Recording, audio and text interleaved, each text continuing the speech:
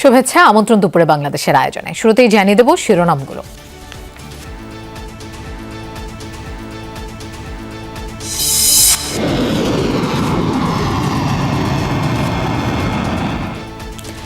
যৌথ হামলায় ইরানের নিরাপত্তা সদর দফতর ধ্বংসস্তূপ, নতুন সর্বোচ্চ নেতাকেও হত্যার হুমকি।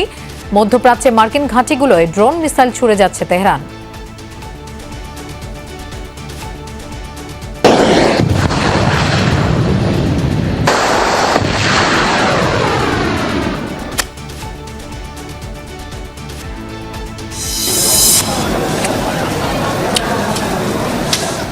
আমার এই একটাই সেনাবাহিনী ওই ভয়াবহ। কালকে আমার বাসার পাশে ক্যামেরা দিচ্ছে। গত 4-5 দিন অনেক খারাপ ছিল, এখন অনেক ভালো আছে আগের থেকে। বিমানের 28 ক্রু সহ দেশে ফিরলেন আরব আমিরাতে আটকে পড়া 189 বাংলাদেশি। জানালেন ভয়াবহ অভিজ্ঞতা, আজও বাতিল 34 ফ্লাইট। মন্ত্রিসভার বৈঠকে বাড়ল ঈদের ছুটি, অবকাশ ও যাতায়াতের জন্য মিলবে টানা 1 সপ্তাহ। সংসদের প্রথম অধিবেশন ও রাষ্ট্রপতির ভাষণ নিয়েও আলোচনা। 12 তারিখে জাতীয় সংসদের প্রথম অধিবেশন বসতে যাচ্ছে এবং প্রথম অধিবেশনে সরকারি দল হিসাবে, সরকার হিসাবে আমাদের যে সমস্ত সংশ্লিষ্টতা আছে সেই সব বিষয়ে মন্ত্রিপরিষদ একটা প্রস্তুতি গ্রহণ করেছে। সরকারের পরিকল্পনা ও পররাষ্ট্র নীতি বিষয়ে পল কাপুরের সাথে বিএনপির আলোচনা। বিরোধী দল হিসেবে কার্যকর ভূমিকার কথা জানালো জামায়াত। জামাত কনস্ট্রাকটিভ কিন্তু খুব ভাইব্রেন্ট এবং স্ট্রং রোল আমরা প্লে করব। বাংলাদেশে কি হচ্ছে, আমাদের নীতিমালাগুলো কি, আমাদের ভবিষ্যৎ যে কর্মপন্থা সেগুলো কি। জুলাই অভ্যুত্থানের প্রথম শহীদ আবু সাইদ হত্যার রায় 9 এপ্রিল। তারিখ নির্ধারণ করেন আন্তর্জাতিক অপরাধ ট্রাইব্যুনালের 3 সদস্যের বিচারিক প্যানেল। খুলনায় প্রকাশ্যে সাবেক শ্রমিক দলনেতা মাসুম বিল্লাহ হত্যার ঘটনায় আতঙ্ক। পুলিশের প্রাথমিক ধারণা সন্ত্রাসী গ্রুপ বি কোম্পানি সম্পৃক্ত।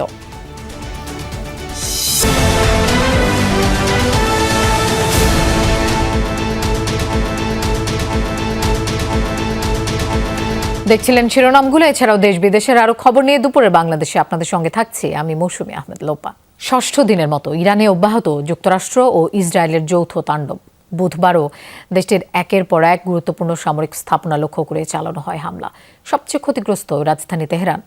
প্রথমবার কোনো যুদ্ধে দূরপাল্লার প্রিসিশন স্ট্রাইক মিসাইল ব্যবহার করছে মার্কিন বাহিনী। ইরানের নিরাপত্তা বিভাগের বেশ কয়েকটি শাখার সদর দফতর গুঁড়িয়ে দেওয়ার দাবি করেছে ইসরায়েল। হামলা হচ্ছে বিভিন্ন বেসামরিক স্থাপনাতেও। তেহরানের বাইরে ইরানের আরও অভ্যন্তরের বিভিন্ন স্থাপনা লক্ষ্য করে যুক্তরাষ্ট্রের দূরপাল্লার প্রিসিশন স্ট্রাইক মিসাইল হামলা। ওয়াশিংটনের দাবি, লকহিড মার্টিনের তৈরি এই ক্ষেপণাস্ত্রটি এবারই প্রথম কোনো যুদ্ধে ব্যবহার করা হচ্ছে। সময়ের সাথে পাল্লা দিয়ে ইরান জুড়ে হামলার পরিধি বাড়াচ্ছে ইসরায়েল ও যুক্তরাষ্ট্র। ইরানের সামরিক অবকাঠামোর পাশাপাশি দেশ দুটির তাণ্ডবের শিকার হচ্ছে অনেক বেসামরিক স্থাপনাও। যুক্তরাষ্ট্রের যুদ্ধমন্ত্রী পিট হেগসেথ কয়েকদিনের মধ্যেই ইরানের আকাশসীমার পূর্ণ নিয়ন্ত্রণ নেয়ার ঘোষণা দেওয়ার পর হামলার মাত্রা বাড়িয়েছে মার্কিন বাহিনী। হামলায় ব্যবহার করছে নতুন নতুন সমরাস্ত্র। ইরানের 20টির বেশি যুদ্ধজাহাজ ডুবিয়ে দেওয়ার দাবি করেছে ওয়াশিংটন। যুদ্ধে যৌথ বাহিনী শক্তিশালী অবস্থানে রয়েছে বলে দাবি ট্রাম্পের। যুদ্ধের ফ্রন্টে খুব ভালো করছি আমরা। আমাকে যদি জিজ্ঞেস করা হয় 10-এর মধ্যে কত দেব, আমি বলবো 15। বিশ্বের সবচেয়ে শক্তিশালী সামরিক বাহিনী আছে আমাদের। 47 বছর ধরে তারা আমাদের মানুষকে ও সারা বিশ্বের মানুষকে হত্যা করছে, কিন্তু ইরানের বিরুদ্ধে আমরা খুব শক্ত অবস্থানে আছি এখন। বুধবার পশ্চিম আজারবাইজান প্রদেশে আবারও একটি গার্লস স্কুলে হামলা চালিয়েছে যৌথ বাহিনী। ইসরায়েলের সামরিক বাহিনী আইডিএফ এর দাবি, ইরানের নিরাপত্তা বিভাগের বেশ কয়েকটি শাখার সদর দফতর গুঁড়িয়ে দিয়েছে তারা। রেভলিউশনারি গার্ডস, বাসিস ফোর্স, কুদস ফোর্স ও পুলিশের বেশ কয়েকটি ইউনিটের কার্যালয় ধ্বংস করা হয়েছে। হামলার শিকার সাইবার কমান্ড সেন্টারও। কুর্দি অধ্যুষিত বানেহ এলাকায়ও সামরিক ঘাঁটিতে মিসাইল ছুড়েছে যৌথ বাহিনী। এছাড়া মঙ্গলবার এরিয়াল ফাইটে ইরানের একটি ইয়াক-130 যুদ্ধবিমান ধ্বংসের দাবি করেছে ইসরায়েল। দেশটির দাবি, তাদের F-35 ফাইটার জেট ব্যবহার করে যুদ্ধবিমান ভূপাতিতের ঘটনা এটি প্রথম। মোস্তফা মাহমুদ, যমুনা নিউজ। কূটনৈতিক আলোচনার নামে বিশ্বাসঘাতকতা করেছেন ডোনাল্ড ট্রাম্প, তাই শত্রুদের বিরুদ্ধে শেষ পর্যন্ত লড়াই অব্যাহত থাকবে এমন হুঁশিয়ারি দিয়েছেন ইরানের পররাষ্ট্রমন্ত্রী আব্বাস আরাগচি। বৃহস্পতিবার রাতে মিসাইল হামলার পরিধি আরও বাড়িয়েছে আইআরজিসি। ইসরায়েলের পাশাপাশি কুয়েত, কাতার এবং সৌদি ভূখণ্ডে চালানো হয় হামলা। প্রাণহানির সংখ্যায় কাতারে মার্কিন দূতাবাস এবং আশপাশের এলাকা থেকে সরানো হচ্ছে বাসিন্দাদের। ইসরায়েলি অবস্থান লক্ষ্য করে ছোড়া হচ্ছে একের পর এক মিসাইল। অপারেশন ফতে খাইবারের পাশাপাশি চলছে ইরানের অপারেশন ট্রু প্রমিস। বুধবার ফিলিস্তিনের দখল করা ইসরায়েলি অংশে চালানো হয় এই হামলা। পশ্চিম তীর জেরুজালেম সহ বিভিন্ন স্থানে সফল আঘাত হানে ইরানি মিসাইল। জ্বলতে দেখা যায় ইসরায়েলের যুদ্ধ মন্ত্রণালয়ের দফতর। বিস্ফোরণের ধাক্কায় ভবনের বিভিন্ন অংশ ধসে পড়ে। হামলা হয় তেল আবিবেও। শুধু ইসরায়েলি নয়, সৌদি আরবের ভূখণ্ড লক্ষ্য করেও মুহুর্মুহু ক্ষেপণাস্ত্র হামলা চালিয়েছে ইরান। বিবৃতিতে সৌদি মন্ত্রণালয় জানায় অন্তত 3টি ইরানি ক্ষেপণাস্ত্র ধ্বংস করা হয়েছে। এদিকে ইরানে হামলার আশঙ্কায় কাতারের মার্কিন দূতাবাসের আশেপাশে বসবাসকারীদের সরানো শুরু হয়েছে। ব্যাপক প্রাণহানির সংখ্যায় পদক্ষেপ নেওয়া হয়েছে বলে জানিয়েছে দোহা। এ অবস্থায় ইরানের পররাষ্ট্রমন্ত্রী স্পষ্ট ঘোষণা, ইসরায়েল এবং যুক্তরাষ্ট্রের অবস্থানে হামলা অব্যাহত থাকবে। শত্রুদের তৎপরতা বন্ধ না হওয়া পর্যন্ত এই লড়াই চলবে বলে হুঁশিয়ারি দেন তিনি।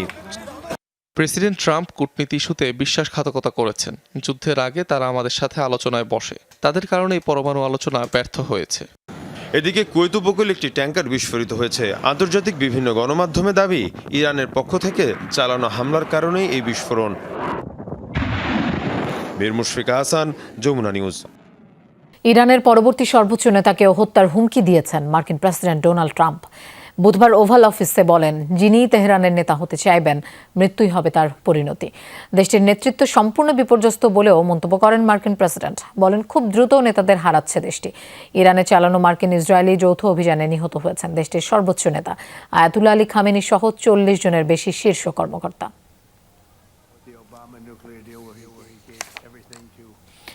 ইরানের সামরিক অভিযানের সিদ্ধান্তকে সমর্থন দিল মার্কিন সিনেট। সংখ্যাগরিষ্ঠ সিনেটরের ভোটে আটকে গেল যুদ্ধবিরোধী প্রস্তাব। বুধবার মার্কিন কংগ্রেসের উচ্চকক্ষে এই ইস্যুতে বিতর্ক হয়। ইরানে চলমান অভিযান বন্ধের পাশাপাশি যে কোনো সামরিক পদক্ষেপে কংগ্রেসের অনুমোদনের বাধ্যবাধকতার বিষয়টি উল্লেখ ছিল প্রস্তাবে। সিনেটের 100 সদস্যের মধ্যে প্রস্তাবটির বিপক্ষে 53 জন এবং পক্ষে 47 জন ভোট দেন। রিপাবলিকান সদস্যদের মধ্যে একজন ছাড়া সবাই ভোট দিয়েছেন যুদ্ধের পক্ষে। অন্যদিকে ডেমোক্র্যাট সদস্যদের মধ্যে কেবল একজন ছাড়া প্রত্যেকেই অবস্থান নিয়েছেন বিপক্ষে। এই ভোটাভুটির ফলে ট্রাম্পের যুদ্ধ বিষয়ক সক্ষমতা সীমিত করার চেষ্টা ব্যর্থ হলো। ভারত মহাসাগরে যুক্তরাষ্ট্রের হামলায় ডুবে যাওয়া ইরানি যুদ্ধজাহাজের 87 জনের মরদেহ উদ্ধার করেছে শ্রীলঙ্কা। এখনও নিখোঁজ আরও 61 জন। এর আগে জাহাজটির ডিস্ট্রেস কল শুনতে পেয়ে 32 জনকে জীবিত উদ্ধার করতে সক্ষম হয় শ্রীলঙ্কান নৌবাহিনী। বুধবার ভারত মহাসাগরে শ্রীলঙ্কা উপকূলে মার্কিন সাবমেরিনের হামলায় বিধ্বস্ত হয় যুদ্ধজাহাজটি। ওয়াশিংটনের দাবি, দ্বিতীয় বিশ্বযুদ্ধের পর এই হামলাতেই প্রথম টর্পেডো ব্যবহার করে যুদ্ধজাহাজ ডুবানো হয়েছে। নৌযানটিতে মোট 180 ক্রু ছিল। গেল মাসের শেষ দিকে ভারতের উদ্যোগে বঙ্গোপসাগরে আয়োজিত এক নৌ মহড়ায় অংশ নিয়েছিল ইরানিয়ান ফ্রিগেটটি।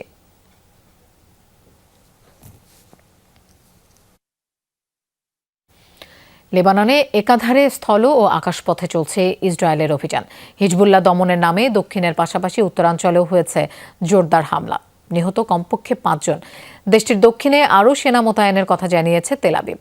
বাসিন্দাদের দেয়া হয়েছে দ্রুত সরে যাওয়ার নির্দেশ। পাল্টা হামলা চালিয়ে যাচ্ছে হিজবুল্লাহ। গোষ্ঠীটির নিরস্ত্রীকরণে লেবানিজ সরকারের পরিকল্পনা প্রত্যাখ্যান করেছেন হিজবুল্লাহ প্রধান।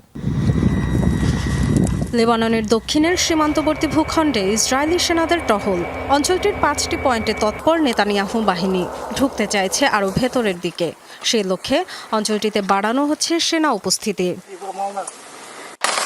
অব্যাহত রয়েছে বিমান হামলা। লেবানিজ ন্যাশনাল নিউজ এজেন্সি জানিয়েছে, উত্তরে ত্রিপলির কাছাকাছি ফিলিস্তিনিদের একটি শরণার্থী শিবির লক্ষ্য করে ড্রোন ছুড়েছে তেল আবিব। বেদাউই ক্যাম্পের ওই হামলায় প্রাণ গেছে 2 জনের। দক্ষিণে কালিলা শহরের কাছে একটি সড়কে আঘাত হানে ইসরায়েলি ড্রোন। সেখানে মৃত্যু হয় 3 জনের। হিজবুল্লাহর শক্ত অবস্থান রয়েছে দাবি করে হামলা চালানো হয়েছে নাবাতিয়ে এবং শাহবিয়া অঞ্চলে। দক্ষিণাঞ্চলের আরও বিশাল এলাকা থেকে বাসিন্দাদের সরে যাওয়ার নির্দেশনা দিয়েছে নেতানিয়াহু প্রশাসন, যা পুরো লেবাননের 8%। লিতানি নদীর উত্তরে চলে যেতে বলা হয়েছে লেবানিজদের। আগ্রাসনের বিরুদ্ধে সরব হিজবুল্লাহ, রকেট ছুড়ে জবাব দিয়ে যাচ্ছে ইসরায়েলকে। ইরান ঘিরে যুদ্ধ শুরুর পর প্রথমবারের মতো জনসমক্ষে এসেছেন হিজবুল্লাহ প্রধান নাঈম কাশেম। সরকারের আহ্বান প্রত্যাখ্যান করে লড়াই চালিয়ে যাওয়ার ঘোষণা দিয়েছেন তিনি। যতদিন ইসরায়েলের দখলদারিত্ব চলবে, প্রতিরোধ এবং অস্ত্র ব্যবহার বৈধ। আমাদের বিবেচনার বিষয় নিজেদের প্রতিরক্ষা, ইসরায়েলি আমেরিকান শত্রুপক্ষকে টার্গেট করা এবং নিজেদের অবস্থানে অটল থাকা। আমাদের ভূখণ্ড থেকে শত্রুরা সরে না যাওয়া এবং আগ্রাসন শেষ না হওয়া পর্যন্ত লেবাননের সার্বভৌমত্ব ও জনগণের সুরক্ষা নিশ্চিত করা সরকারের দায়িত্ব। লেবাননে অবস্থানরত ইরানি কূটনীতিকদের দূতাবাস ছেড়ে দিতে 24 ঘন্টার আলটিমেটাম দিয়েছিল তেল আবিব। পেরিয়ে গেছে সেই সময়সীমা, তাই বাড়ছে উদ্বেগ। যদিও আলটিমেটামের পরপরই তেহরান পাল্টা হুঁশিয়ারি দিয়েছিল, ইরানের দূতাবাস আক্রান্ত হলে হামলার শিকার হবে সব ইসরায়েলি দূতাবাস। ডরথি তাস্ট্রিন, যমুনা নিউজ। ঈদ উল ফিতর উপলক্ষে 18 মার্চ ছুটি ঘোষণার সিদ্ধান্ত নিয়েছে সরকার। এর ফলে 17 মার্চ থেকে 23 মার্চ পর্যন্ত টানা এক সপ্তাহের ছুটি থাকবে। সকালে সচিবালয়ে প্রধানমন্ত্রীর সভাপতিত্বে মন্ত্রিসভার বৈঠক হয়, সেখানেই এই সিদ্ধান্ত হয়েছে বলে জানিয়েছেন প্রাথমিক ও গণশিক্ষা প্রতিমন্ত্রী ববি হাজ্জাজ। পরে তথ্যমন্ত্রী জহির উদ্দিন স্বপন বলেন, 12 তারিখে অনুষ্ঠিতব্য সংসদের প্রথম অধিবেশন ঘিরে মন্ত্রিসভার করণীয় নিয়ে বৈঠকে আলোচনা হয়েছে। এছাড়া ফ্যামিলি কার্ড, কৃষি কার্ড সহ বিএনপি সরকারের অগ্রাধিকারমূলক কর্মকাণ্ড যেন রাষ্ট্রপতির ভাষণে অন্তর্ভুক্ত হয়, এসব বিষয়েও আলোচনা হয়েছে। এই 12 তারিখে জাতীয় সংসদের প্রথম অধিবেশন বসতে যাচ্ছে এবং প্রথম অধিবেশনে সরকারি দল হিসাবে, সরকার হিসাবে আমাদের যে সমস্ত সংশ্লিষ্টতা আছে সেই সব বিষয়ে মন্ত্রিপরিষদ একটা প্রস্তুতি গ্রহণ করেছে। রাষ্ট্রপতির ভাষণ নিয়ে আমরা কথা বলেছি এবং বেশ কিছু প্রসঙ্গ এসেছে, এরপরে এটা চূড়ান্ত হবে। 18 মার্চ থেকে ছুটি, এটার সিদ্ধান্ত হয়েছে এবং এটা ফাইনাল চলে আসবে আপনাদের সামনে অতি শীঘ্রই। আর আমাদের প্রথম পার্লামেন্টারি অধিবেশন নিয়ে আলোচনা হয়েছে। দর্শক, সচিবালয়ে আছেন আমাদের সহকর্মী সাইফুদ্দিন রবিন, আমরা তার কাছে যাচ্ছি। রবিন, মন্ত্রিসভার বৈঠকে আর কি কি সিদ্ধান্ত এলো, আর পরবর্তী সভাগুলোর ব্যাপারে আপনার কাছে কোনো তথ্য আছে কিনা জানতে চাই। মন্ত্রিসভার বৈঠকের সিদ্ধান্তসমূহের বিস্তারিত নিয়ে মন্ত্রিপরিষদ সচিব নাসিমুল গনি সাংবাদিকদের ব্রিফ করবেন। তবে সেটি কখন নাগাদ ব্রিফ করতে পারেন সে বিষয়ে এখন পর্যন্ত কোনো ধারণা মেলেনি। তবে এখন পর্যন্ত যে সিদ্ধান্তের কথা আমরা জানতে পেরেছি সেটি হচ্ছে মূলত ঈদের ছুটি কেন্দ্রিক এবং সেই 7 দিনের ছুটির সুযোগ মিলল, যেহেতু নির্বাহী আদেশে 18 মার্চের যেই কর্মদিবসটি ছিল সেটিকে সরকারি ছুটি ঘোষণা করা হয়েছে। এর মধ্য দিয়ে ঈদে ঘরমুখী মানুষ খানিকটা লম্বা সময় নিয়ে আসলে ঈদ যাত্রা উপভোগ করা কিংবা ঈদ আনন্দ উদযাপন করার সুযোগ পেল এবং সেই সঙ্গে মন্ত্রিপরিষদের আজকের সভায় ঈদ যাত্রা নির্বিঘ্ন করতে যাবতীয় সব প্রস্তুতি, সড়কে নিরাপত্তা নিশ্চিত করা কিংবা যারা ঢাকা থেকে গ্রামে ঘরমুখী মানুষের যে ঢল সেটি যেন নিশ্চিতভাবে সম্পন্ন করতে পারে, কোনো বাড়তি ভাড়া যেন না নিতে হয়, সেই সব বিষয়গুলো নিয়েও আলোচনা হয়েছে আজকের বৈঠকে। এবং সেই সঙ্গে সংসদের যে আসন্ন প্রথম অধিবেশন, যেটি ত্রয়োদশ জাতীয় সংসদের 12ই মার্চ অনুষ্ঠিত হতে যাচ্ছে, সেই অধিবেশনে মন্ত্রিসভার করণীয় শীর্ষক আলোচনাও হয়েছিল মন্ত্রিপরিষদের আজকের বৈঠকে এবং সেই সঙ্গে সেই অধিবেশনের রাষ্ট্রপতির ভাষণে কোন কোন বিষয়গুলো অন্তর্ভুক্ত রাখা যায়, বিশেষ করে বিএনপি ঘোষিত ইশতেহার অনুযায়ী বা বিএনপির অগ্রাধিকারমূলক কর্মকাণ্ড অনুযায়ী সেসব বিষয় নিয়ে আলোচনা হয়েছে। এর বাইরে আজকে দিনে খানিক আগেই যেটি অনুষ্ঠিত হলো প্রবাসীদের কর্মসংস্থান এবং প্রবাসী কল্যাণ শীর্ষক যে সেল বা যে বিশেষ সভা রয়েছে সেটি বৈঠক অনুষ্ঠিত হয়েছে প্রধানমন্ত্রী তারেক রহমানের সভাপতিত্বে। এর বাইরে আরও 2টি বৈঠক, একটি হচ্ছে সফটওয়্যার পার্ক বা হাইটেক পার্ক বা আইসিটি সেন্টার যেগুলো অকার্যকর অবস্থায় রয়েছে সেগুলোকে কী করে আরও কার্যকর করা যায় সেসব নিয়ে, এবং দক্ষতা বৃদ্ধি সনদের প্রমিতকরণ বিষয়ক আরও একটি সভা দুপুরের পর অনুষ্ঠিত হওয়ার কথা রয়েছে প্রধানমন্ত্রী তারেক রহমানের সভাপতিত্বে। নিশ্চয়ই সেটি সম্পর্কেও জানতে পারবো রবিন আপনার কাছ থেকে। ধন্যবাদ আমাদের সাথে যোগ দেওয়ার জন্য। উদ্বেগ উৎকণ্ঠা শেষে আবুধাবি এয়ারপোর্ট থেকে 189 বাংলাদেশি ফিরলেন দেশে। মধ্যপ্রাচ্য যুদ্ধ পরিস্থিতিতে আটকে পড়াদের উদ্ধারে ইউএস বাংলা এয়ারলাইন্স পরিচালনা করে বিশেষ ফ্লাইট। সকালে পরিবারের সাথে পুনর্মিলনে শাহজালাল আন্তর্জাতিক বিমানবন্দরে সৃষ্টি হয় আবেগঘন মুহূর্ত। বেশিরভাগ মানুষই জানান দুবাই সহ আশপাশের অঞ্চলগুলোয় কেটে গেছে যুদ্ধের ভয়াবহতা। আমার একটাই সোনামানিক কলিজার টুকরো সন্তান আকরামকে ফিরে পেয়ে 70 বছরের মা আজিজুন নাহারের খুশি সীমাহীন। যুদ্ধ পরিস্থিতি থেকে ফেরত মানুষদের উচ্ছ্বাসের সাথে বরণ করছিল পরিবার ও স্বজনরা। উদ্বেগ আর উৎকণ্ঠার রাতগুলো পেরিয়ে এই ফিরে পাওয়া। আসতে শুরু ভয় লাগছে, কারণ এই সময়টা আপনার আকাশে চলাচল বহুত রিস্ক। আমি আল্লাহর কাছে ফরিয়াদ করছি, আল্লাহ আমার ওখানে মনে হইতাছে যে আমি খুব খুশি। তো ফ্লাইট যখন বন্ধ হয়ে থাকে ভাবছিলাম হয়তো আসতে পারবো না। ইরানের অভ্যন্তরে ইসরায়েল যুক্তরাষ্ট্রের যৌথ অভিযানের প্রভাব ছড়িয়েছে মধ্যপ্রাচ্যের বাদবাকি দেশগুলোতেও।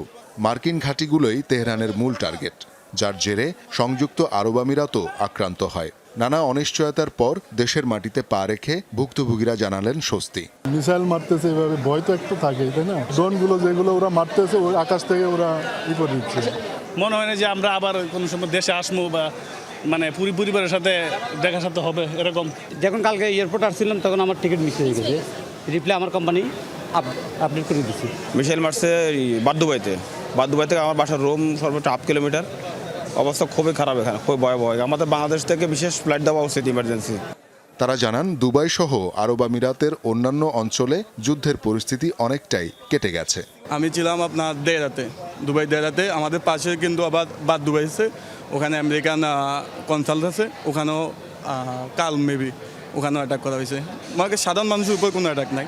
আমি যে জায়গায় ছিলাম কোনো সমস্যা নেই। গত 4-5 দিন অনেক খারাপ ছিল, এখন অনেক ভালো আছে আগের থেকে। এই আমেরিকান ইয়েগুলি আছে, ঘাটিগুলি আছে, ওখানে 2 জায়গায় আক্রমণ হয়েছে। আর আমেরিকান যারা অবস্থান করছে হোটেলগুলিতে, ওই হোটেলগুলিতে আক্রমণ করছে। এমনি সাধারণ মানুষের কোনো সমস্যা করে নাই। বৃহস্পতিবার সকালে শাহজালাল আন্তর্জাতিক বিমানবন্দরে 28 ক্রু সহ আটকা পড়া 189 বাংলাদেশি নিয়ে দেশে ফিরল ইউএস বাংলা এয়ারলাইন্সের বিশেষ ফ্লাইট। সংযুক্ত আরব আমিরাতে আটকা পড়া প্রবাসী বাংলাদেশিদের ফিরিয়ে আনতে আরেকটি ফ্লাইট আজ বিকেল 5:15টায় আবুধাবির উদ্দেশ্যে রওনা হবে। শওকত মঞ্জুর শান্ত, যমুনা নিউজ, ঢাকা। যুদ্ধাবস্থার কারণে আজ মধ্যপ্রাচ্যগামী 34টি ফ্লাইট স্থগিত করা হয়েছে, এই তথ্য জানিয়েছে বেসামরিক বিমান চলাচল কর্তৃপক্ষ। নতুনভাবে বাতিল হওয়া ফ্লাইটের মধ্যে রয়েছে দুবাই, আবুধাবি, শারজা, দাম্মাম, দোহা ও কুয়েতগামী বিমান। এর আগে নিরাপত্তা নিয়ে উদ্বেগ আর যুদ্ধ পরিস্থিতির কারণে ওই অঞ্চলের দেশগুলো তাদের আকাশসীমা ব্যবহারে বিধিনিষেধ দেয়। তাতে ঢাকা থেকে ফ্লাইট চলাচল বন্ধ হয়ে যায়। 28 ফেব্রুয়ারি থেকে আজ পর্যন্ত মধ্যপ্রাচ্যগামী 210টি ফ্লাইট বাতিল হয়েছে। দেশের রাজনৈতিক দলগুলোর সাথে বৈঠক করেছেন ঢাকায় সফররত দক্ষিণ ও মধ্য এশিয়া বিষয়ক মার্কিন সহকারী পররাষ্ট্রমন্ত্রী পল কাপুর। সকালে জামায়াত ও পরে বিএনপির সাথে পৃথক বৈঠক করেন তিনি। বিএনপির সাথে বৈঠক শেষে ব্রিফিং করেন স্থায়ী কমিটির সদস্য ডক্টর আব্দুল মঈন খান। তিনি বলেন, পল কাপুরের সাথে বিএনপি সরকারের ভবিষ্যৎ পরিকল্পনা ও বিদেশ নীতি বিষয়ক আলোচনা হয়েছে। কূটনীতি, বৈদেশিক ও অর্থনৈতিক সম্পর্ক উন্নয়নেও গুরুত্ব পায় আলোচনায়। দুই দেশের জনগণের মধ্যে সম্পর্ক গভীর এবং কার্যকর করতেও তারা ফলপ্রসূ আলোচনা করেছেন। এই বৈঠকে পল কাপুরের সাথে বিএনপির 5 সদস্যের প্রতিনিধি দল বৈঠক করেছেন। আমাদের ভবিষ্যৎ যে কর্মপন্থা সেগুলো কি, এবং বিশ্বের বিভিন্ন দেশের সঙ্গে আমাদের যে পারস্পরিক সম্পর্ক, বিশেষ করে আমেরিকা যুক্তরাষ্ট্রের সঙ্গে আমাদের যে সম্পর্ক, সেসব বিষয় নিয়ে তারা সার্বিক আলোচনায় অংশগ্রহণ করার জন্যই এদেশে এসেছে। এর আগে সকাল 9টায় পল কাপুরের সাথে বৈঠক করেন জামায়াতের প্রতিনিধি দল। বৈঠক শেষে ব্রিফিংয়ে দলের নায়েবে আমির সৈয়দ আবদুল্লাহ মোহাম্মদ তাহের জানান, সংসদে সক্রিয় ও কার্যকর ভূমিকা পালন করবে জামায়াত ইসলামী। জনগণের স্বার্থ রক্ষায় বিভিন্ন বিষয় সংসদে তুলে ধরা হবে। তাছাড়া ইতিবাচক বিষয়ে সরকারকে সহযোগিতা করবে দলটি। বৈঠকে বিরোধী দলের পক্ষ থেকে ডেপুটি স্পিকার দেওয়ার বিষয়টি নিয়েও আলোচনা হয়েছে। বাংলাদেশে বিনিয়োগের আহ্বানও জানানো হয় যুক্তরাষ্ট্রকে। আমরা বলেছি জামাত কনস্ট্রাকটিভ কিন্তু খুব ভাইব্রেন্ট এবং স্ট্রং রোল আমরা প্লে করব, যেখানে বাংলাদেশের ইন্টারেস্ট বা জনগণের ইন্টারেস্টের বাইরে থাকবে এটাকে আমরা প্রটেস্ট করব। আর পজিটিভ জায়গাতে আমরা অবশ্যই কোঅপারেট করব। সাবেক রাষ্ট্রপতি জিয়াউর রহমানের সমাধিসৌধে শ্রদ্ধা জানানোর কথা ঢাকায় সফররত দক্ষিণ ও মধ্য এশিয়া বিষয়ক মার্কিন সহকারী পররাষ্ট্রমন্ত্রী পল কাপুরের। সেখানে আছেন আমাদের সহকর্মী আহমেদ রেজা। আমরা তার কাছে যাচ্ছি। রেজা, কখন নাগাদ পল কাপুর পৌঁছাতে পারেন আর তার আগমন ঘিরে নিরাপত্তা প্রস্তুতি কেমন দেখছেন?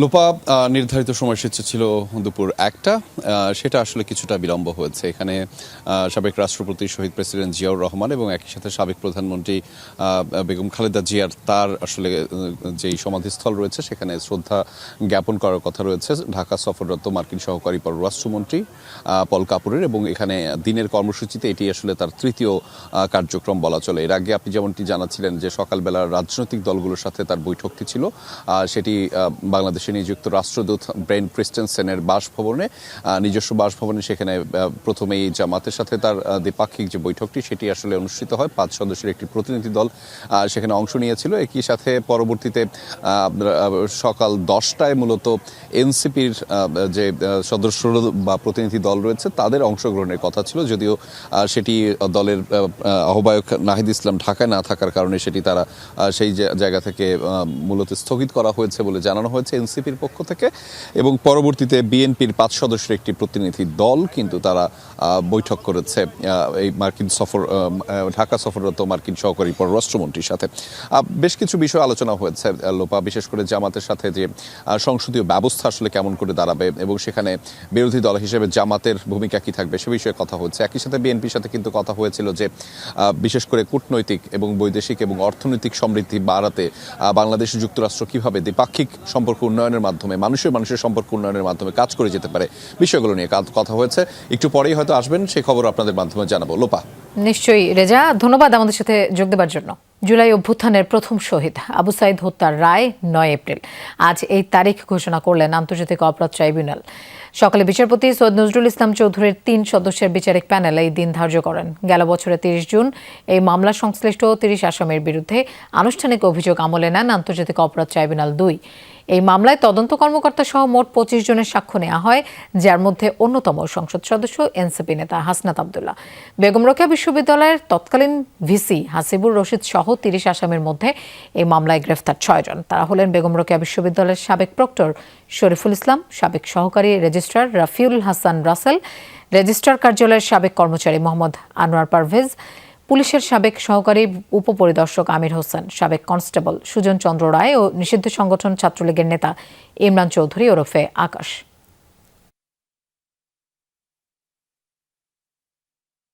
আজকে বিজ্ঞ আদালত এই মামলার রায় ঘোষণার দিন ধার্য করেছে আগামী এপ্রিল মাসের 9 তারিখ। সর্বমোট 30 জন আসামি ছিল।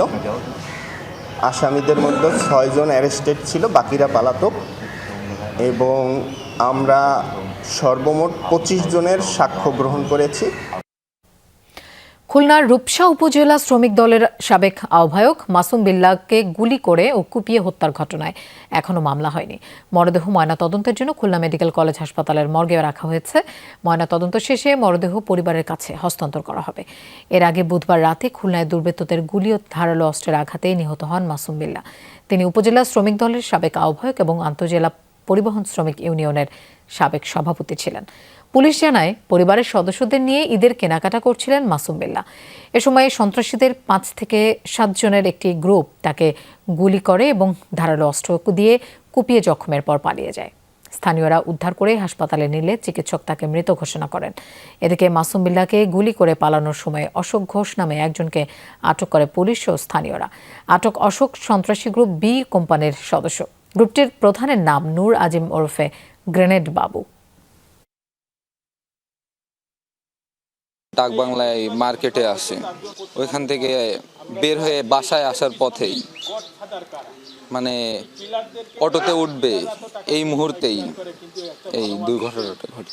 ডাক বাংলায় লক্ষ লক্ষ লোকের সামনে মানুষ মার্ডার হয়ে যাচ্ছে, আর আপনি বি টিমের দোহাই দিয়ে আপনি এর নাম কি পার পেয়ে যাবেন, তাহলে বি টিম আপনারা ধরতেছেন না কেন? সরকার যারা এখন পরিচালনা করতে তাদের কাছে আকুল আবেদন, তারা যেন অতি দ্রুত এই আসামিদের গ্রেফতার করে এবং এর পিছনে যারা আছে গডফাদার আছে এদেরকে যেন সর্বোচ্চ শাস্তির আওতায় আনে। দর্শক, আমরা এই বিষয়ে একটু জানবো। খুলনা থেকে আমাদের সাথে যোগ দিচ্ছেন প্রবীর বিশ্বাস। প্রবীর, হত্যাকাণ্ডে জড়িতদের ধরার বিষয়ে পুলিশ কি বলছে, আর মরদেহ কখন নাগাদ পরিবারের কাছে হস্তান্তর করা হতে পারে? মরদেহ কিছু সময় আগেই লোপা খুলনায় পিছনে যে ফরেনসিক বিভাগটি রয়েছে খুলনা মেডিকেল কলেজ হাসপাতালের মর্গ, সেখান থেকে কিন্তু পরিবারের কাছে হস্তান্তর করা হয়েছে এবং অল্প কিছু সময় আগে অ্যাম্বুলেন্সে করে মরদেহটি তাদের গ্রামের বাড়ি রূপসার বাগমারাতে এটি তারা নিয়ে গেছে। আমাদেরকে জানানো হয়েছে সেখানে নিয়ে যাওয়ার পরে বাদ আছর তার দাফন সম্পন্ন হবে জানাজা শেষে। অপরদিকে মামলা এখনও হয়নি, যেটি আপনি বলেছেন সেটি হয়তো সন্ধ্যার পরে হতে পারে। পরিবারের লোকজনের সঙ্গে আমাদের কথা হয়েছে, তারা জানিয়েছে যে যেহেতু তারা মরদেহ নিয়ে ব্যস্ত আছে এবং এখনও পর্যন্ত মামলার পরিকল্পনা হয়নি, সে কারণে মামলায় কাদের আসামি করা হবে, কারা কারা থাকতে পারে মামলায়, এটা নামিও হবে নাকি অজ্ঞাত নামিও হবে, সেগুলো নিয়ে তারা এখনও বিশ্লেষণ করছে। সেজন্য দাফন সম্পন্ন শেষে হয়তো সন্ধ্যা বা রাত নাগাদ মামলা হতে পারে। অপরদিকে পুলিশ যেটি বলেছে, অশোক ঘোষ যাকে আটক করা হয়েছে পিস্তল সহ, এবং সে কিন্তু এই হত্যাযজ্ঞে একজন অংশগ্রহণকারী। বলা হচ্ছে 5 থেকে 7 সদস্যের একটি দল, সশস্ত্র দল, তারা কিন্তু একদম জনাকীর্ণ এলাকা অর্থাৎ খুলনার একটি বড় মার্কেট যে এলাকায়, সেটি হচ্ছে ডাকবাংলো এলাকা, সেই জায়গায় রাস্তার উপর তাকে তাড়া করে। পরবর্তীতে বাটার একটি শোরুমের ভিতর সে দৌড়ে পালানোর চেষ্টা করলে সেখানে সন্ত্রাসীরা যে কুপিয়ে এবং গুলি করে তার যে তিনি হত্যা হয়েছেন এটি নিশ্চিত হওয়ার পর কিন্তু সেখান থেকে গিয়েছে। সে কারণে এই ঘটনায় কারা জড়িত, কারা অর্থ যোগানদাতা, পরিকল্পনাকারী, কাদের স্বার্থ রয়েছে হত্যার পিছনে, সেই বিষয়গুলি নিয়ে পুলিশ কাজ করছে এবং তারা মনে করছে দ্রুত সময়ের মধ্যে এটা তারা সমাধানে আসতে পারবে। লোপা। প্রবীর, আপনাকে ধন্যবাদ আমাদের সাথে যোগ দেওয়ার জন্য। নতুন সরকার প্রধানের বেশ কিছু ঘোষণা দুর্নীতি বিরোধী পদক্ষেপে আশার সঞ্চার করেছে। মন্ত্রীদের দুর্নীতি বিরোধী অবস্থান ইতিবাচক হলেও কয়েকজন মন্ত্রীর বক্তব্য হতাশা তৈরি করেছে, এই মন্তব্য করেছেন টিআইবির নির্বাহী পরিচালক ডক্টর ইফতেখারুজ্জামান। দুপুরে রাজধানীর মাইডাস সেন্টারে সরকারের সুশাসন ও দুর্নীতি বিরোধী প্রতিশ্রুতি বাস্তবায়নে টিআইবির সুপারিশ নিয়ে এক সংবাদ সম্মেলনে একথা বলেন তিনি। পাশাপাশি সব রাষ্ট্রীয় প্রতিষ্ঠান ও পেশাজীবী সংগঠনকে দলীয়করণের প্রভাবমুক্ত করতে সরকার ও রাজনৈতিক দলগুলোকে আহ্বান জানান তিনি। এছাড়াও স্বাধীন পুলিশ কমিশন গঠন, র্যাব বিলুপ্তি সহ একাধিক বিষয়ে সুপারিশ করেছে সংস্থাটি। ক্ষমতার অপব্যবহার, দুর্নীতি, দলবাজি, চাঁদাবাজি ও দখলবাজিকে স্বাভাবিকতা দেওয়ার অপচেষ্টার বিরুদ্ধে সরকারকে কঠোর নির্দেশনার আহ্বান জানায় টিআইবি।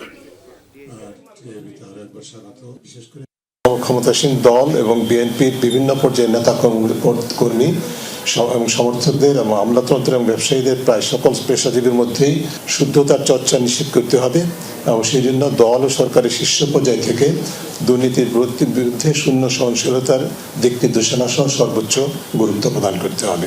ক্ষমতার ব্যবহার, দুর্নীতি, দলবাজি, চাঁদাবাজি, দখলবাজিকে স্বাভাবিকতা প্রদানের সকল অপচেষ্টার বিরুদ্ধে সরকারের শীর্ষ পর্যায় থেকে কঠোর বার্তা এবং নির্দেশনা দিতে হবে। আওয়ামী লীগ আমলে জাতীয় সংসদ ভবনে কর্মরতদের চাকরিচ্যুত করার ঘটনায় মানববন্ধন করেছেন ভুক্তভোগীরা। সকালে সংসদ ভবনের সামনে মানববন্ধন করেন তারা। বলেন, শতাধিক মানুষ সংসদে দীর্ঘদিন চাকরি করেছেন, কিন্তু আওয়ামী লীগ সরকার কোনো কারণ বা নোটিশ ছাড়াই তাদের ছাঁটাই করেছে। দীর্ঘ 17 বছর ধরে আদালতে মামলা পরিচালনার পাশাপাশি চাকরি পুনর্বহালের দাবিতে তারা বিভিন্ন আন্দোলন সংগ্রাম করেছে, কিন্তু বিগত সরকার কোনো উদ্যোগ নেয়নি। এবার নতুন সরকারের কাছে চাকরি ফিরে পাওয়ার দাবি তুলে মানববন্ধন করলেন তারা।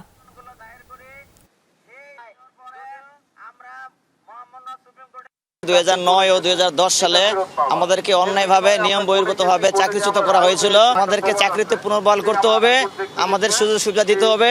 আওয়ামী লীগ ফ্যাসিস্ট সরকারের আমলে যখন স্পিকার আব্দুল হামিদ সাহেব ছিলেন, উনি বিনা কারণে আমাদেরকে চাকরিচ্যুত করে। অন্তর্বর্তীকালীন সরকার আসার পরে আমরা কোর্টে ফাইল উঠাইছি, এই সিরিয়াল পড়তেই থাকে, কিন্তু আমরা আর আগাইতে পারি না। এরা আর কত দাঁড়ে দাঁড়ে ঘুরবে আপনারা বলতে পারেন?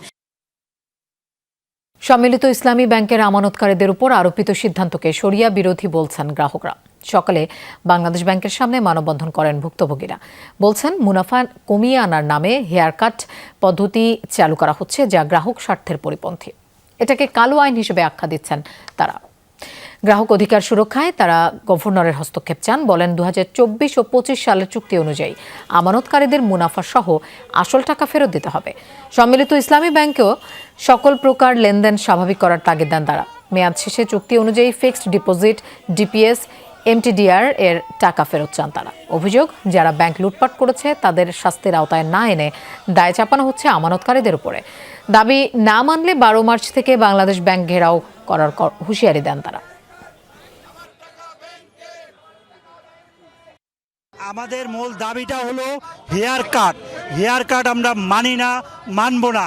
আমাদের টাকা ব্যাংকে রেখে আমরা আজকে কেউ চিকিৎসা করতে পারছি না, মেয়ের বিয়ে দিতে পারছি না, ছেলে মেয়ের লেখাপড়া করতে পারছি না। এই সম্মিলিত ইসলামী ব্যাংকের লেনদেনটা স্বাভাবিক করে দিলেই আমরা আসলে রাস্তায় এসে এই আন্দোলন করতে চাই না। প্রিমেচিওর এফডিগুলা ভাঙতে দেও, আমরা যাতে টাকা তুলতে পারি, এটি হলো আমাদের মানে দাবি আর কি।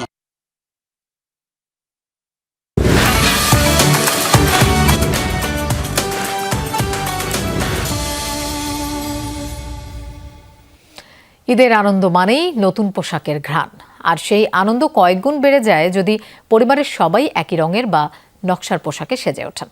কয়েক বছর ধরে জনপ্রিয় হয়ে ওঠা ফ্যামিলি সিরিজ ড্রেস এবারও বাজিমাত করছে ঈদ বাজারে।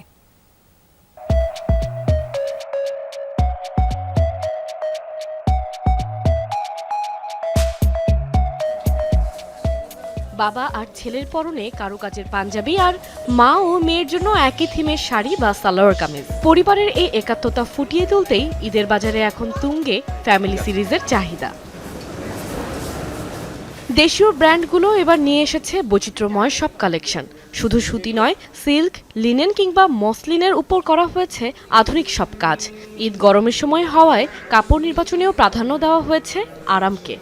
ভালো লাগে আর কি দেশি পোশাক পরতে, বিশেষ করে হাজব্যান্ডের সাথে একটু একরকম কিনতে চেষ্টা করি, মিলিয়ে যে একই ধরনের পরতে চেষ্টা করি। বাবা ছেলে একসাথে আসছি এই পাঞ্জাবি কেনার জন্য, ম্যাচিং করে কিনবো, আর সামনে গরমের সিজন দেখে সুতি দেখে পরবো। বাচ্চাদের জন্য, ফ্যামিলি মেম্বারদের জন্য সাধারণত আমরা চেষ্টা করি আর কি যে সেম ক্যাটাগরি, সেম মানে কালার কম্বিনেশনটা করার চেষ্টা করি। বাচ্চাদের জন্য দেখছি বাবার সাথে ম্যাচ করে ঈদের সকালবেলা পাঞ্জাবি পরবে, ভাবছে একসাথে ম্যাচ করে পরলে বাবা ছেলে মানাবে। বিক্রেতারা বলছেন কয়েক বছর আগেও এই ট্রেন্ড সীমিত ছিল, কিন্তু এখন তা ছড়িয়ে পড়েছে সব বয়সীদের মাঝে। 4 জনের পরিবারের জন্য এসব পোশাকের দর ব্র্যান্ড ভেদে শুরু হয়েছে 12,000 টাকা থেকে।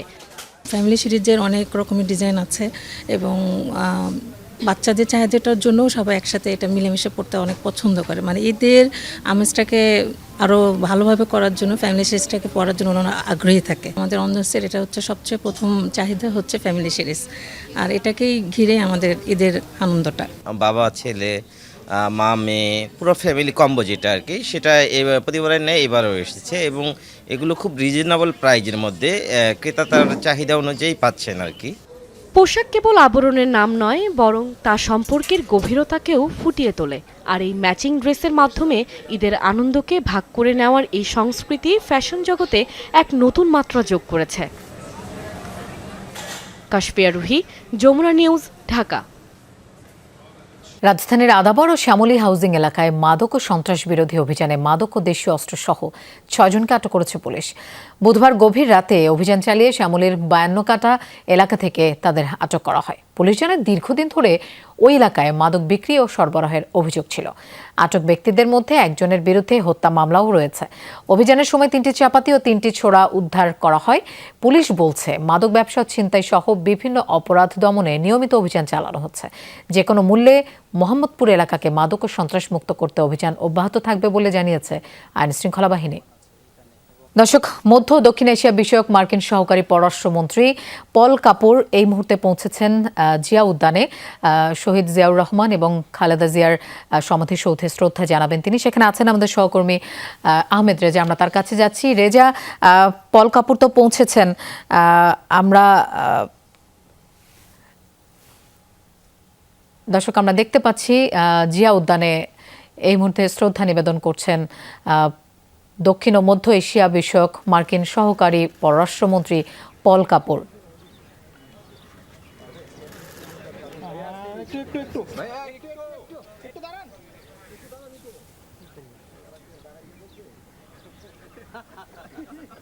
কিছুক্ষণ আগেই তিনি পৌঁছেছেন জিয়া উদ্যানে।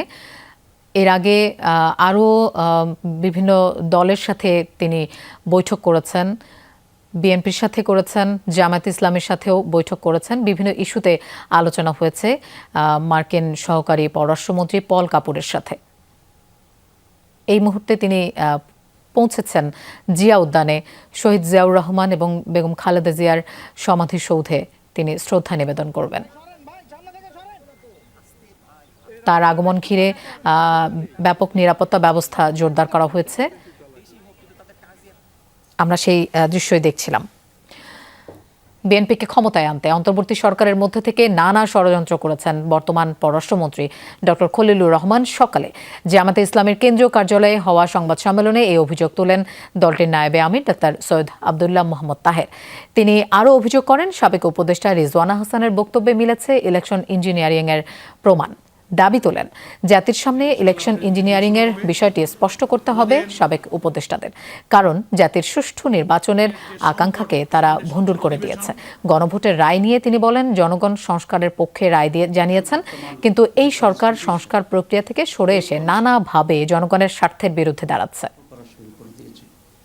আমরা আশা করেছিলাম যে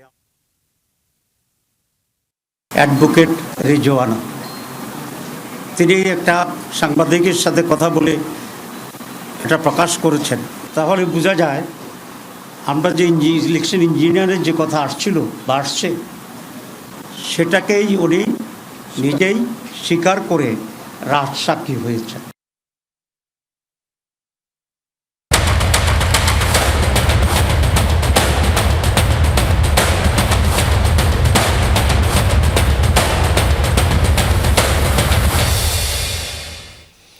টি-20 বিশ্বকাপের দ্বিতীয় সেমিফাইনালে আজ মাঠে নামবে ভারত ও ইংল্যান্ড। ওয়াংখেড়েতে ম্যাচটি শুরু হবে বাংলাদেশ সময় সন্ধ্যা 7:30টায়। গেল আসরে সেমিতেই ভারতের কাছে বিদায় নিয়েছিল ইংলিশরা, তাই একদিকে 3 লায়ন্সের সামনে বদলা নেবার মিশন, অপরদিকে আরও একবার বিশ্বকাপের ফাইনালের হাতছানি ম্যান ইন ব্লুদের সামনে।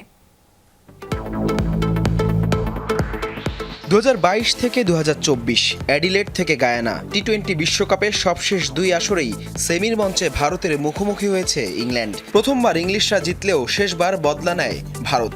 24 পেরিয়ে এবার 2026 ভেন্যু মুম্বাইয়ের ওয়াংখেড়েতে ক্রিকেটের 2 পরাশক্তি ভারত ও ইংল্যান্ড আবারও মাঠে নামছে বিশ্বকাপের সেমিফাইনালে। সুপার 8-এর সবকটি ম্যাচে জয় নিয়ে দারুণ ছন্দে আছে 3 লায়ন্স। মুম্বাইয়ে পরিসংখ্যানের লড়াইয়ে খুব একটা পিছিয়ে নেই ইংলিশরা। এখন পর্যন্ত 5 ম্যাচে 3টিতে জিতেছে ভারত, 2টি জয় পেয়েছে ইংল্যান্ড। এবারের আসরে দারুণ ছন্দে আছেন ভারতীয় অধিনায়ক সূর্যা কুমার যাদব ও ঈশান কিষান। 7 ম্যাচে 231 রান করে দলের পক্ষে সর্বোচ্চ রান সূর্যার, সঙ্গে 32 গড়ে ঈশানের ঝুলিতেও আছে 224 রান। এছাড়া বোলিং বিভাগে ইংলিশদের কঠিন চ্যালেঞ্জ ছুড়ে দিতে পারেন স্পিনার বরুণ চক্রবর্তী। টুর্নামেন্টে 4র্থ সর্বোচ্চ উইকেট শিকারী হিসেবে নিয়েছেন 12 উইকেট। এদিকে যে কোনো দিনই প্রতিপক্ষকে ধসিয়ে দিতে পারেন জসপ্রীত বুমরাহ, নিশ্চয়ই মাথা ব্যথার কারণ হতে পারেন ইংলিশদের। অপরদিকে ইংলিশদের ব্যাটিং শিবিরে এবারের আসরে সবচেয়ে সফল হ্যারি ব্রুক ও উইল জ্যাক্স। টুর্নামেন্টে 1 সেঞ্চুরি সহ 228 রান ঝুলিতে আছে ব্রুকের, 191 রান করেছেন জ্যাক্স। এদিকে বোলিং বিভাগে সবচেয়ে বড় ভরসা আদিল রশিদ নিয়েছেন 11টি উইকেট, লিয়াম ডসন ও জফরা আর্চার নিয়েছেন 10টি করে উইকেট। বরাবরের মতোই ফেভারিট হিসেবে বিশ্বকাপের শিরোপা ধরে রাখার অভিযান শুরু করে ভারত। ক্যারিবিয়ান দ্বীপের পর এবার নিজেদের ডেরায় ট্রফি জেতার দারুণ সুযোগ আছে ডিফেন্ডিং চ্যাম্পিয়নদের। বিপরীতে ইংলিশদের জন্য প্রতিশোধের লড়াই। টানা 5বার ও সব মিলিয়ে 6ষ্ঠবার টি-20 বিশ্বকাপের সেমিফাইনালে উঠল দলটা। হাসান আল মারুফ, যমুনা স্পোর্টস। দর্শক, দুপুরে বাংলাদেশের প্রথম ঘন্টা থেকে বিদায় নিচ্ছি আমি মৌসুমী আহমেদ লোপা। আর পরের ঘন্টার খবর নিয়ে ফিরবেন সহকর্মী শাওন দত্ত। সাথেই থাকুন।